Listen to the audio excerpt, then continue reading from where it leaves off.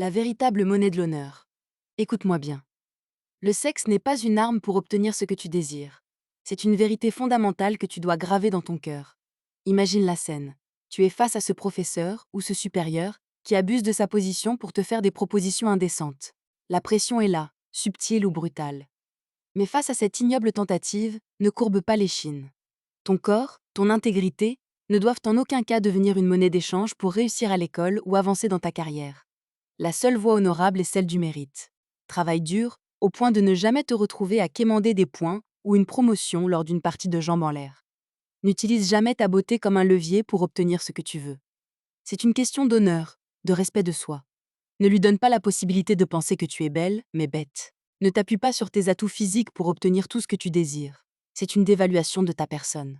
D'autres, avant toi, sont tombés dans le piège de ces moyennes sexuellement transmissibles. Elles ont livré leur corps en échange d'un passage en classe supérieure. Elles ont eu les notes, mais pas le diplôme qui repose sur la vraie compétence. Elles ont obtenu l'examen, mais pas le travail qui exige l'intelligence. Elles ont décroché la promotion canapé, mais n'avaient pas la compétence pour se maintenir à ce poste. Pourquoi? Parce qu'il y aura toujours un niveau supérieur à franchir, un moment où seule la qualité de ton rendement, ton intelligence, tes compétences feront la différence. Il vaut donc mieux apprendre à travailler par toi-même, à bâtir sur du solide, plutôt que de te compromettre pour si peu. Arrête de te dévaluer. Avoir un diplôme, un travail, ce n'est qu'une étape de ta vie. Sortir avec ton patron pour te maintenir en poste ne mérite pas de faire partie de ton histoire. Si tu dois échouer parce que tu as refusé de te donner à un homme, alors échoue aux yeux des gens, mais garde ta dignité.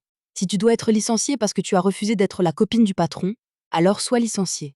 Il te respectera pour ce que tu es, quelqu'un de rare. Et ce qui est rare a plus de valeur. N'accepte en aucun cas que ta valeur soit diminuée par quelqu'un qui, en réalité, manque cruellement de confiance en lui et qui a besoin de te soumettre d'une ignoble façon pour se prouver qu'il a de l'importance.